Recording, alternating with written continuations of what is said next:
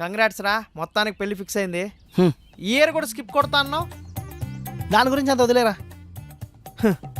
నీ సంగతి ఏంట్రా?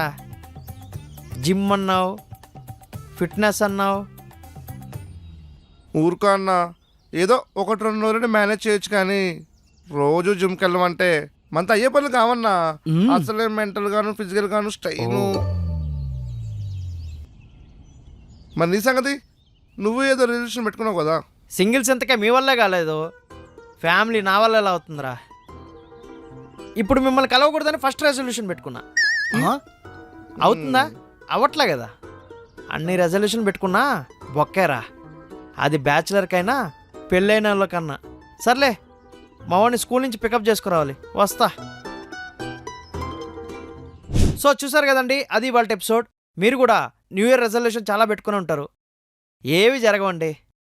ఏది జరగాలనుకుంటే అవి జరుగుతాయి.